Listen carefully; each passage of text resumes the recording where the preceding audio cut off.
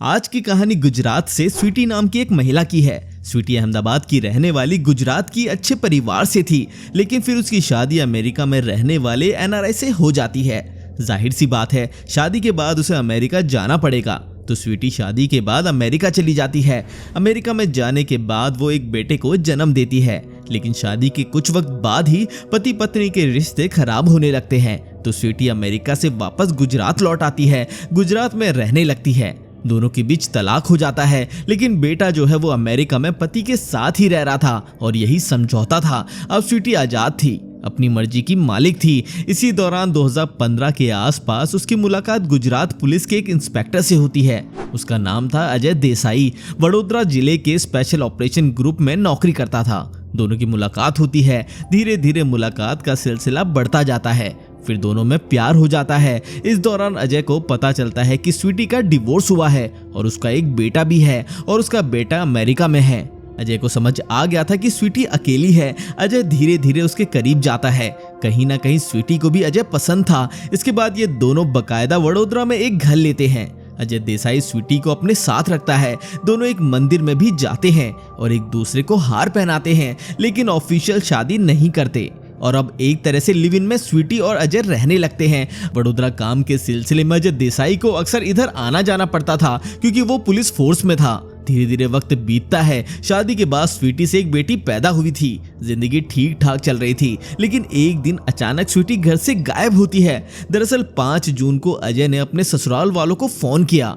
अजय ने कहा कि बीती रात उसका अपनी बीवी से झगड़ा हो गया था और आज सुबह उसकी पत्नी बिना बताए घर छोड़कर चली गई है। ये बात परेशान करने वाली थी। उनकी बेटी गायब थी। संजय के ससुराल वाले फौरन अपनी बेटी और दामाद के घर पहुंच गए और खुद संजय ये कहकर अपने घर से निकल गया कि वो अपनी बीवी स्वीटी को ढूंढने जा रहा है।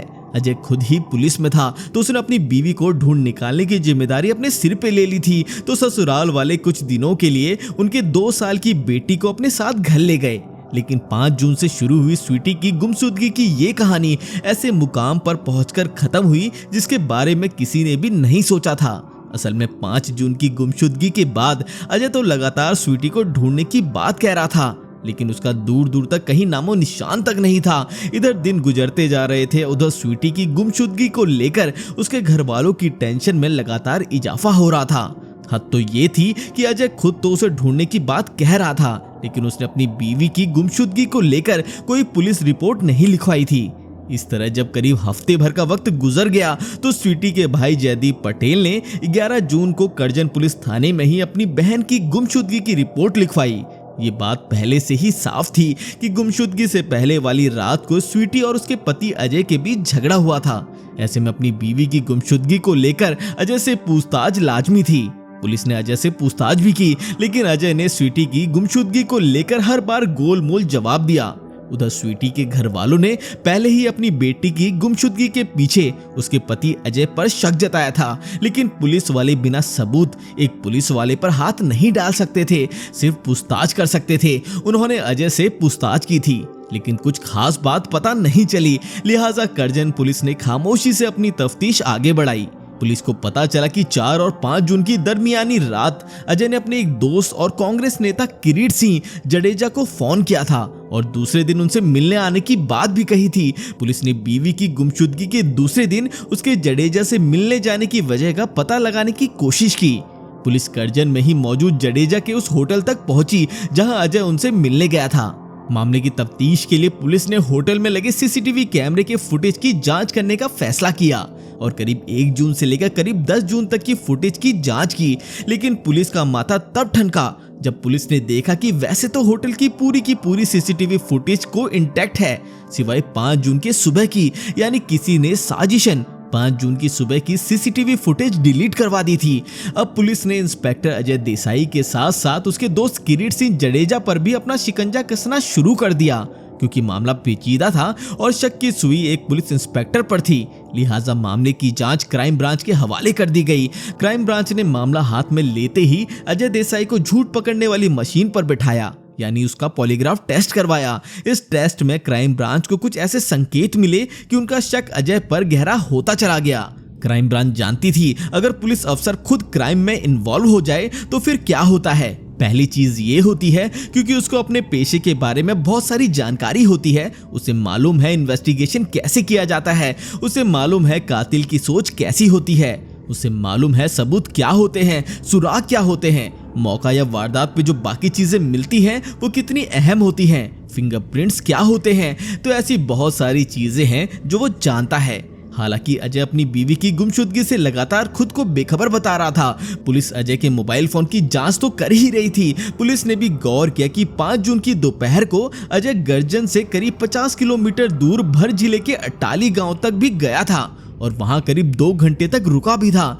इत्तेफाक से इसी अटाली गांव में इंस्पेक्टर अजय देसाई के दोस्त और कांग्रेस नेता किरीट जडेजा का एक होटल भी बन रहा था। ऐसे में क्राइम ब्रांच ने अटाली गांव का रुख किया और जडेजा की उस प्रॉपर्टी की जांच के लिए पहुंची। लेकिन पुलिस वाले तब भौचक्के रह गए जब उन्हें जडेजा की प्रॉपर्टी में कुछ जले निशान और हड्डियां मिली। इस तरह अजय देसाई और जडेजा पर शक लगातार बढ़ता जा रहा था। इसी शक के बीच जब क्राइम ब्रांच की टीम अजय देसाई के घर पहुंची तो उसे वहां एक और सुराग मिला। क्राइम ब्रांच के फॉरेंसिक एक्सपर्ट्स को अजय के घर के बाथरूम से कुछ खून के धब्बे मिले, जिनकी जांच से पता चला कि वो खून इंसानी है। तो क्या अजय देसाई ने ही अपनी पत्नी की जान लेकर इस लाश को निपटाने के लिए उसके टुकड़े किए और फिर उसे अपने दोस्त किरीट जडेजा की मदद से अटाली गांव में ले जाकर जला दिया? सवाल बेहद अहम था और इसी सवाल की तह तक जाने के लिए उसका अजय देसाई से पूछताछ करना जरूरी था। लेकिन जो खुद एक पुलिस अफसर हो वो पुलिस को गुमराह करने की तरकीब भी जानता था, लिहाजा वो क्राइम ब्रांच की टीम को भी अब तक लगातार गुमराह करने में लगा हुआ था।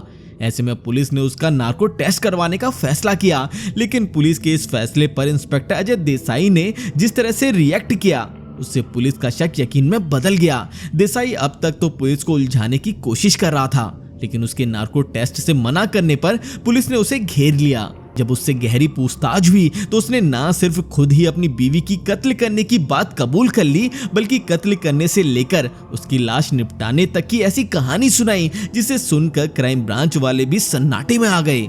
जी हाँ, अजय ने ही 4 और 5 जून की रात को स्वीटी की गला घोटकर हत्या की थी और अगले रोज अपने घर से करीब 50 किलोमीटर दूर अपनी गाड़ी से लेकर उसकी लाश को लेकर सुनसान जगह तक पहुंच गया और वहीं अपने दोस्त जडेजा की जमीन पर बीवी की लाश को जलाकर अपनी तरह से कत्ल के सारे सबूत मिटा दिए।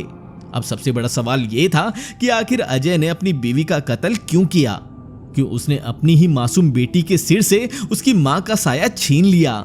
जवाब चौंकाने वाला है। दरअसल स्वीटी बार बार अजय देसाई से कहती थी कि हम दोनों साथ रहते हैं, लिव इन में रहते हैं, मंदिर में वरमाला भी पहना दी।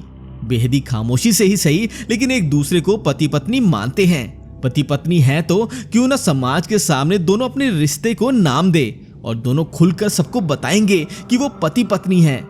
लेकिन अजय देसाई लगातार टाल रहा था। इस दौरान में 2017 में एक दूसरी कहानी शुरू हुई। अजय देसाई स्वीटी पटेल के साथ एक अलग घर में रह रहा था, बकायदा पति पत्नी की तरह रह रहा था और रात को वहां रुकता भी था। लेकिन अजय देसाई के घर वालों को उसकी शादी के बारे में कुछ मालूम नहीं था। उसका और स्वीटी का क्या रिश्ता है? उसके घर वालों ने अपनी बिरादरी की एक लड़की देखी और अजय से कहा शादी करने के लिए। अब अजय ऑलरेडी किसी से वादा कर चुका था, जो बांध दे चुका था, एक तरह से विवाह कर चुका था। लेकिन यहाँ शादी के लिए वो मना भी कर सकता था, पर वो ऐसा नहीं करता है और उसकी एक वजह और भी थी और वो वजह शायद थी पैसा। अजय देसाई के यहाँ एक कल्चर था कि लड़की वाले दहेज देते हैं। आप जानते हैं आज भी हमारे हिंदुस्तान में दहेज लेते देते हैं, जबकि भारत में दहेज लेना और देना कानूनन अपराध है। दहेज निषेध अधिनियम 1971 के तहत दहेज लेना देना, इसकी मांग करना गैर कानूनी है। इसके अलावा भारतीय दंड संहिता आईपीसी की धारा 488A के तहत भी दहेज उत्पीड़न को अपराध माना जाता है और इसके लिए सजा का प्रावधान है। लेकिन बेचारी जो लड़कियां होती हैं, चाहे वो गरीब हो, लेकिन उनके माँ बाप अपनी बेटी की शादी करने के लिए पाई पाई जोड़ते हैं और लालची दूल्हों की तमाम जायज और नाजायज मांगों को पूरा करते हैं, सिर्फ इसलिए ताकि उनकी बेटी खुश रह सके। तो अजय देसाई की भी उसकी बिरादरी में शादी होती है और अजय देसाई को करीब 25 लाख रुपए दहेज में मिले। अजय देसाई ने शादी कर ली। स्वीटी को उसने कुछ नहीं बताया। अब अजय देसाई 2 शहरों में 2 बीवियों के साथ रह रहा था, अलग अलग, एक वडोदरा में स्वीटी पटेल के साथ और अहमदाबाद में अपनी दूसरी पत्नी के साथ, जिससे उसके घर वालों ने शादी कराई और जो शादी लीगली हुई थी।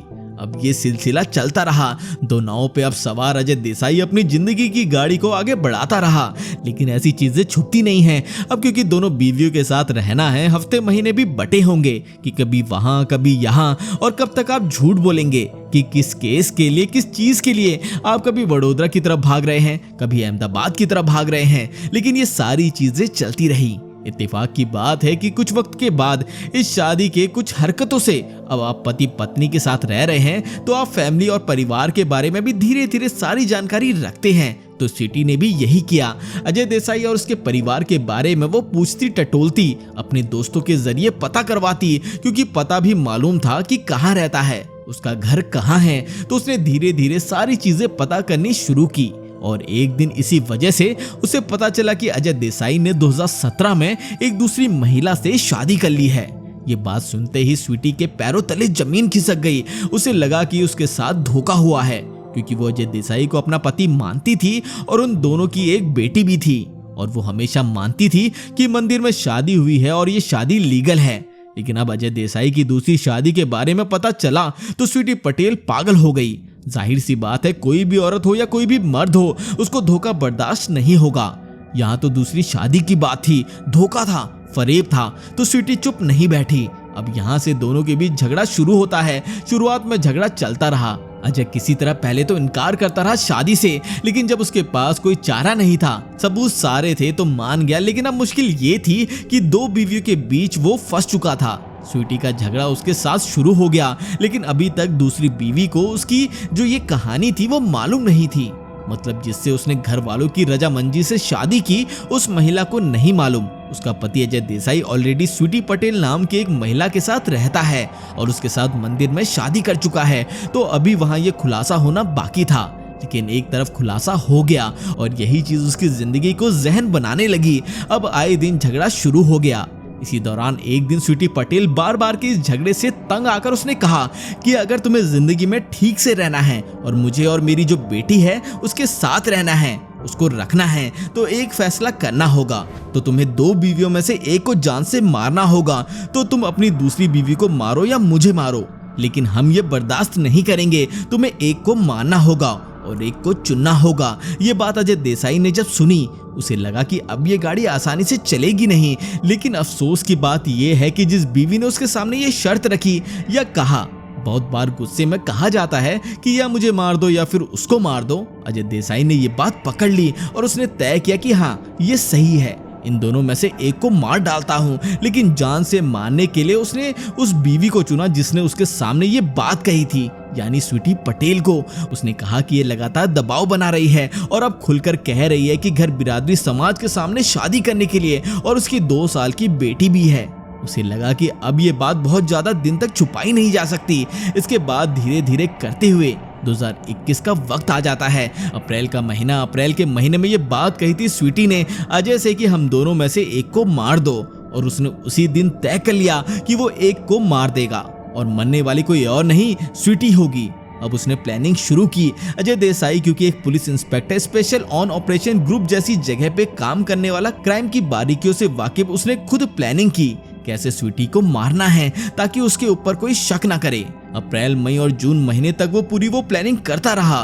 बकायदा ना सिर्फ कत्ल की प्लानिंग, बल्कि कत्ल करने के बाद लाश का क्या करेंगे, लाश को कहाँ ठिकाने लगाएंगे, कैसे मारेंगे, ये सारी चीजें तो उसने पहले से बहुत सारी चीजें सोची।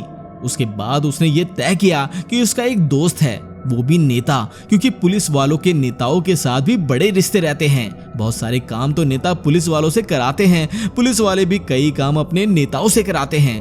तो एक कांग्रेसी नेता किरीट सिंह जडेजा ये अजय देसाई का दोस्त था। जहां पे अजय देसाई रहता था उससे करीब 100 से 125 किलोमीटर की दूरी पर एक अटाली गांव है, पाटिया के पास, गुजरात में। वहां पे किरीट सिंह जडेजा का एक होटल था। वो होटल अब बंद था। होटल के आसपास का पूरा इलाका और प्लॉट खाली पड़ा हुआ था।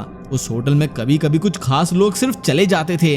अजय देसाई ने यह तय किया कि वो स्वीटी को लेकर उसी होटल में जाएगा और उसी होटल में उसका कत्ल करेगा और वहीं लाश ठिकाने लगा देगा। और ये उसकी पूरी प्लानिंग थी और इसके लिए उसने जून का महीना चुना था। अभी 2 जून गया, लेकिन 4 जून की रात अब अजय अपनी बीवी और बेटी के साथ उसके फ्लैट में था जो उसने लेकर दिया था, जहां दोनों पति पत्नी की तरह रहते थे। स्वीटी एक बार फिर से अजय देसाई से लड़ने लगी और कुछ ऐसी बात हुई कि इस बार लड़ाई बहुत आगे बढ़ गई। गुस्से में अजय देसाई ने उसी वक्त स्वीटी का गला दबा दिया और वो इस तरह गुस्से में था कि उसे एहसास भी नहीं हुआ कि स्वीटी की मौत हो गई। ये कत्ल प्लानिंग के तहत नहीं हुआ था, क्योंकि कत्ल उसने प्लानिंग के तहत करने के लिए तरीका सोच रखा था कि कहां मारेंगे, कहां लाश ठिकाने लगाएंगे, ताकि आने और लाश को ले जाने में कोई रिस्क ना हो। लेकिन अब गुस्से की वजह से अचानक कत्ल हो गया।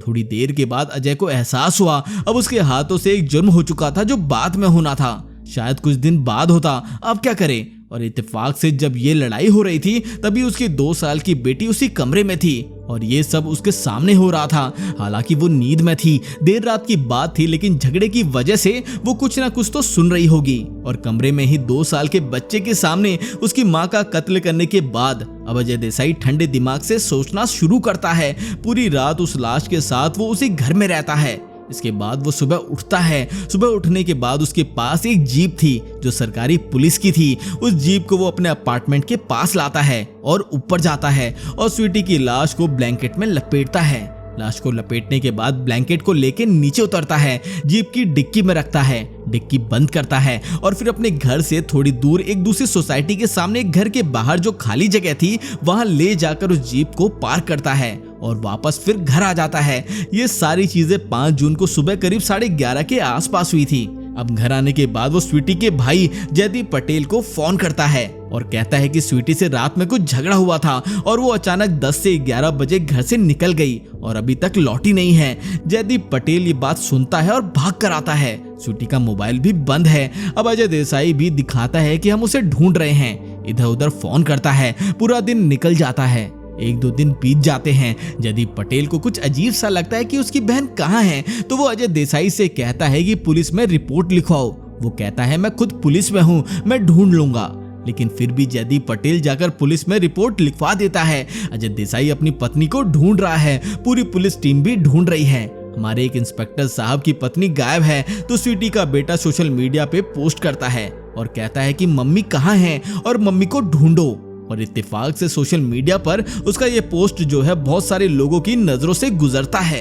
इधर जयदीप पटेल आला पुलिस अफसरों से बात करता है। उसे डाउट होता है कि उसकी बहन कहाँ है। फिर उसे अजय देसाई पर भी शक होता है, क्योंकि उसे लगता है कि अजय देसाई को कोई इंटरेस्ट नहीं है स्वीटी को ढूंढने में। तो अपना शक जाहिर करते हुए वो आला पुलिस अफसरों के पास जाता है। इस दौरान सोशल मीडिया पर स्वीटी पटेल की खबरें वायरल होती रहती हैं। स्वीटी को ढूंढने के लिए सरकार और पुलिस पर दबाव बनना शुरू हो जाता है। तब जो गुजरात के गृह राज्य मंत्री प्रदीप सिंह जडेजा वो फिर इस मामले को देखते हैं और वो कहते हैं कि इस मामले की जांच होनी चाहिए। तो आखिरकार फिर पुलिस से लेकर ये मामला क्राइम ब्रांच अहमदाबाद को सौंप दिया जाता है और कहा जाता है कि आप इस मामले की तफ्तीश करें। और इस दौरान अब तक लगभग 20 से 25 दिन गुजर चुके हैं। गुजरात के जोड़ी जीपी आशीष भाटिया वो खुद इस मामले की जांच अपने हाथ में लेते हैं और आला अफसरों को इस मामले में लगा देते हैं और कहते हैं कि स्वीटी पटेल को ढूंढा जाए।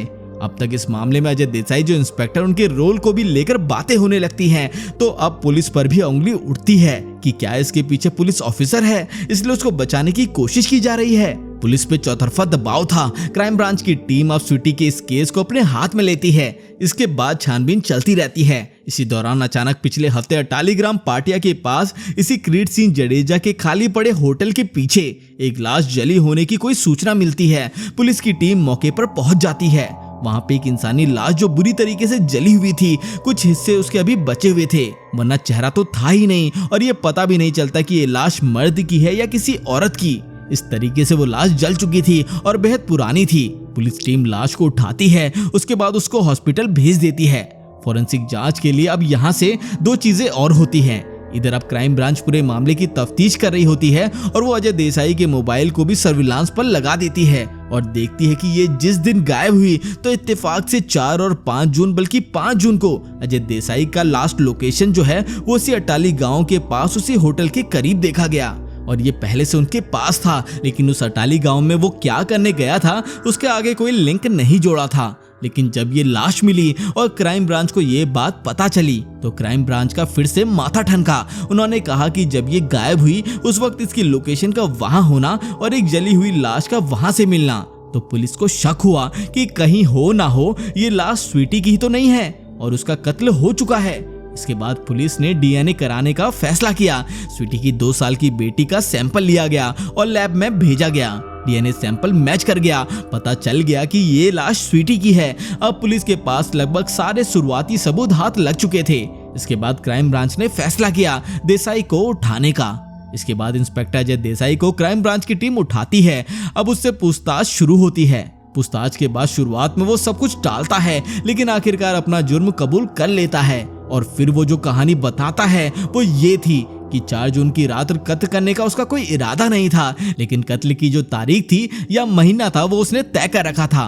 कहाँ मानना है ये भी तय कर रखा था। उसे उसी अटाली गांव के पार्टी के पास जडेजा के खाली पड़े होटल में किसी बहाने से स्वीटी पटेल को ले जाना था, लेकिन 4 जून को अचानक झगड़ा हुआ। गुस्से में मैंने उसका गला दबा दिया। घर से अपनी कार में वो लाश को लेकर निकल गया और फिर वडोदरा भरूच हाईवे पर एक होटल मालिक के साथ मिलकर कम चहल पहल वाली जगह पर ले जाकर लाश को जला दिया। अब ये पूरी कहानी सुनने के बाद क्राइम ब्रांच के एक ऑफिसर ने पूछा कि तुम कत्ल के अलावा भी कोई और रास्ता अपना सकते थे। एक बीवी को तलाक देकर दूसरी बीवी के साथ अपनी जिंदगी गुजार सकते थे, वर्दी पर दाग भी नहीं लगता।